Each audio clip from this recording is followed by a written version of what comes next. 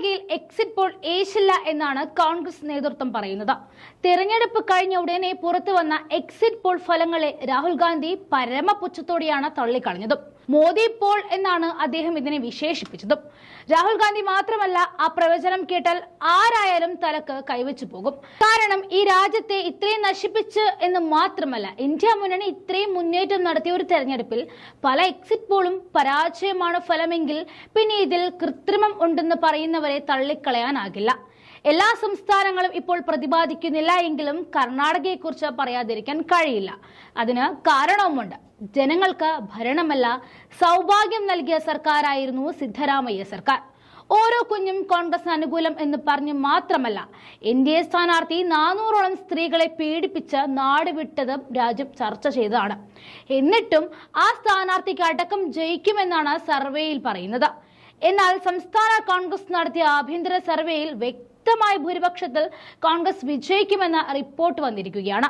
അതുപ്രകാരം 28 സീറ്റുകളുള്ള സംസ്ഥാനത്ത് കോൺഗ്രസ് മുന്നിൽ 2 ലോക്സഭാ മണ്ഡലങ്ങളിൽ വിജയം നേടുമെന്നും DK ശിവകുമാർ അവകാശപ്പെട്ടിരിക്കുന്നു.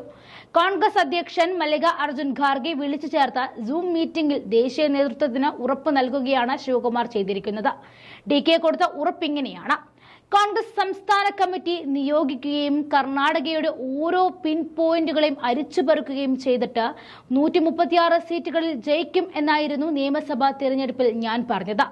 അത് അടുത്തതല്ല, ആ സംഖ്യയിൽ തന്നെ സാധ്യമാകുന്നത് നമ്മൾ കണ്ടു. അക്ഷരം പ്രതി യാഥാർത്ഥ്യവുമായി. അതേ രീതിയിൽ ഇതിലും കോൺഗ്രസ് ആഭ്യന്തര സർവേ നടത്തിയിട്ടുണ്ട്. 3-ൽ 2 സീറ്റുകൾ ഇത്തവണ നേടും. അതായത് 17-18 സീറ്റുകൾ 100% നേടുമെന്നാണ് DK ശിവകുമാർ ഉറപ്പ് കൊടുത്തിരിക്കുന്നത്.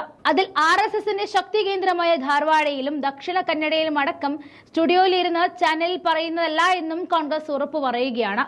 എന്തായാലും ഒരു കാര്യം ഉറപ്പാണ്, ഈ കർണാടകത്തിൽ എല്ലാം കോൺഗ്രസ് തോൽക്കുകയാണെങ്കിൽ തീർച്ചയായും ഈ തെരഞ്ഞെടുപ്പിനെ ജനങ്ങൾ സംശയിക്കുക തന്നെ ചെയ്യും. ഒരു കുറ്റം പറയാനാകില്ല, അത്രയ്ക്ക് ജനകീയരാണ് സിദ്ധരാമയ്യ സർക്കാർ. അതുകൊണ്ട് തന്നെയാണ് ലവലേശം സംശയമില്ലാതെ DK ശിവകുമാർ ഇക്കാര്യം ഉറപ്പിച്ചു പറയുന്നത്.